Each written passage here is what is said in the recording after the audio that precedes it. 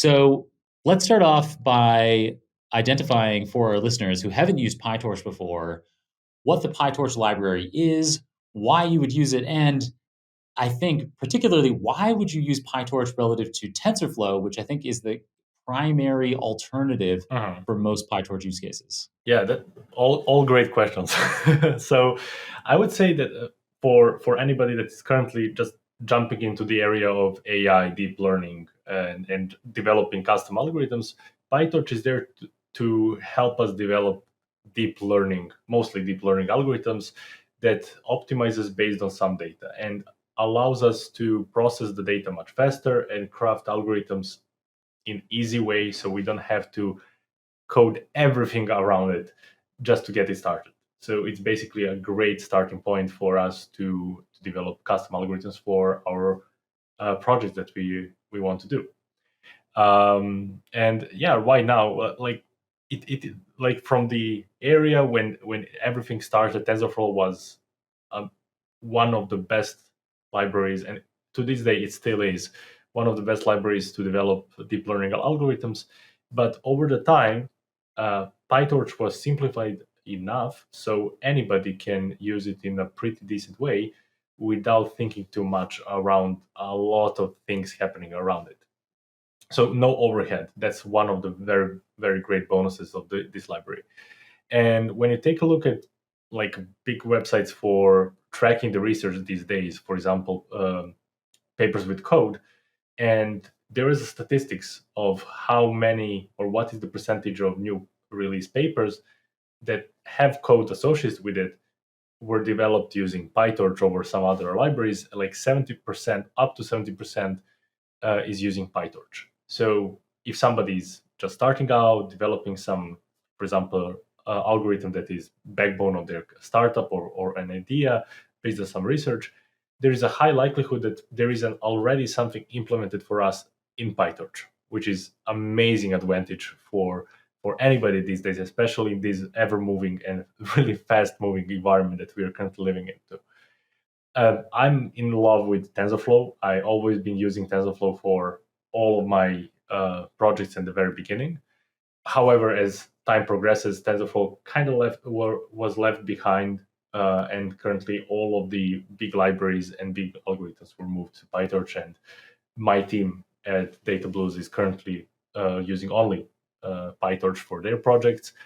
And if we take a look for Hugging Face or any library that is supporting uh, both backbones like either TensorFlow or PyTorch. Mostly PyTorch is predominant there as well. Okay, so it sounds like if anybody is looking at designing or training or deploying machine learning models, your recommendation today would be just use PyTorch, that you don't need to be using Yeah, TensorFlow. And but what about Scikit-learn? I mean, so Scikit-learn would typically be the easiest API for somebody to be getting started with machine learning models. What do you think about Scikit-learn versus PyTorch? Oh, I first of all I love Scikit-learn. I would say that there is a place for both. Scikit-learn is there for mm, common machine learning algorithms, so no deep learning ones. And I would still to this day like we have a couple of production algorithms written using Scikit-learn like a couple months ago. So we are using that as well.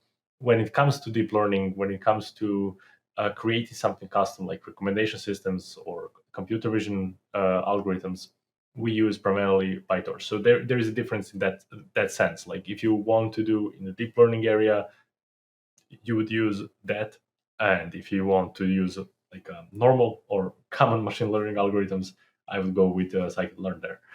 Um, yeah, But you could actually implement anything that is in Scikit-learn. You could do it in PyTorch because it's yeah, a highly flexible library. It's, I think, to speak really generally, mhm, PyTorch and TensorFlow, we could think of them as automatic differentiation libraries, where exactly. they provide you ways of performing the partial derivative calculus that you need to Mhm, train machine learning algorithms, most machine learning algorithms with gradient descent.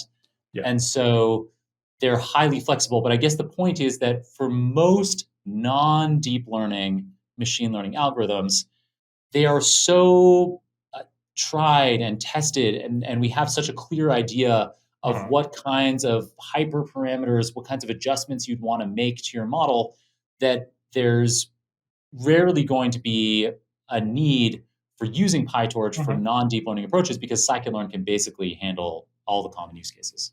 That's a really interesting point that you're bringing up. Yeah. So when it comes to native machine learning algorithms, yes, by all means, you can implement anything of them in PyTorch or using PyTorch. I actually implemented a couple of them just for funsies using PyTorch, just to compare the speed. And when I did it, maybe I did it wrongly, but it had some overhead on top of it. So the speed of inference was much longer in PyTorch version than the Scikit-learn version, because Scikit-learn was developed primarily for that, and it has a lot of computationally things that is happening in the background that you and I don't really think about, or we don't have to think about these days because it's done for us. So yeah, generally you can do any optimization or any algorithm using PyTorch, but it has some pros and cons when it comes to native ones. Yeah, I guess it seems like, you gave those examples earlier about things like in 70% of machine learning papers that are published today, they're using PyTorch. But why is it, do you think, that PyTorch has become so much more popular than TensorFlow in recent years? So it was the case, TensorFlow had a head start. It was the de facto automatic differentiation library about 5 years ago, but then PyTorch came on the scene and it has overtaken TensorFlow. What do you think it is about PyTorch that allowed it to become the more popular automatic differentiation library? The same reason why Python is really popular among a lot of programmers these days. It's easy to write. Its syntax is much easier to understand, and you don't have to think about a lot of overhead of other programming languages. And most programmers, yeah, they are aware of the bad side of Python. Like, it's slower than the rest of the languages. It doesn't support this and that. All of that is fine, but millions of programmers these days are still converging to Python because it's easy to write.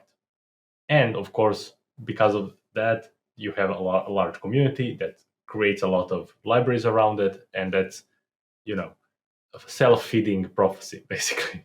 The same goes for PyTorch. When it was released at the first time, it was really easy to write and understand, and the syntax from that point to this day is not changed that much. Like, you have additions here and there, but the syntax basically stayed the same.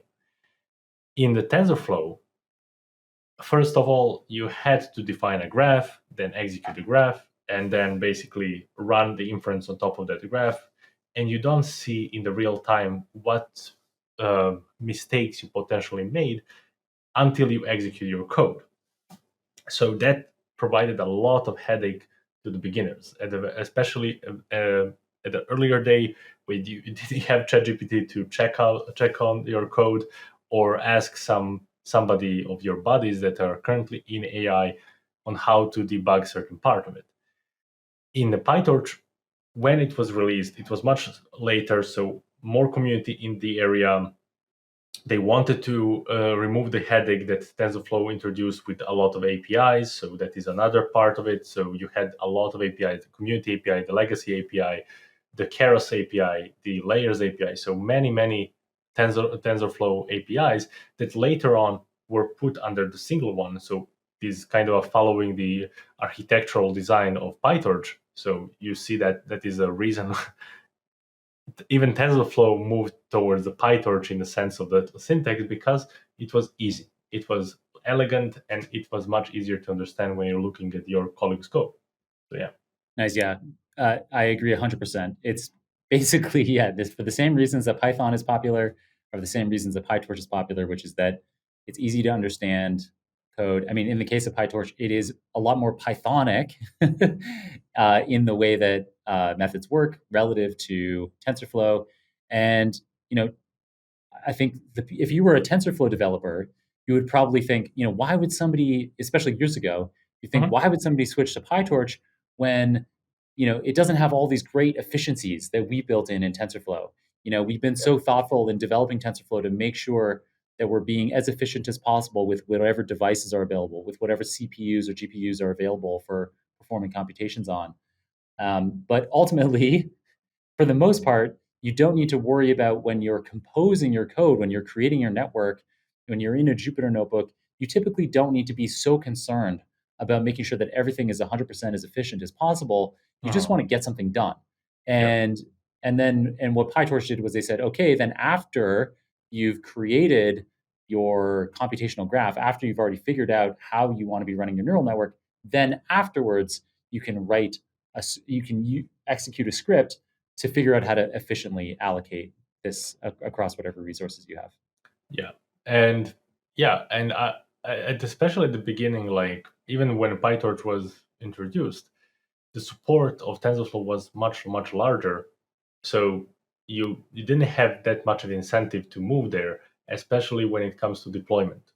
So you had, to this day, TFX, TensorFlow Extended, which is an amazing library, still complicated to this day, but an amazing library to deploy your deep learning algorithms. Deep learning management of a lot of algorithms in production is not an easy endeavor to have. So we don't have perfect tools even today. And PyTorch support for deployment, there is a Torch serve, for example, that supports you to deploy your algorithms, but it's not perfect one, and especially from an optimization standpoint, and you need an inference there to be perfect as possible. But there are more ways these days than back in the day. So if you were a TensorFlow developer deploying some algorithms, you didn't have a good reason to move to any other language or any other library than just TensorFlow. These days, you have much more options, and even PyTorch is supported more freely right now to be supported by these tools.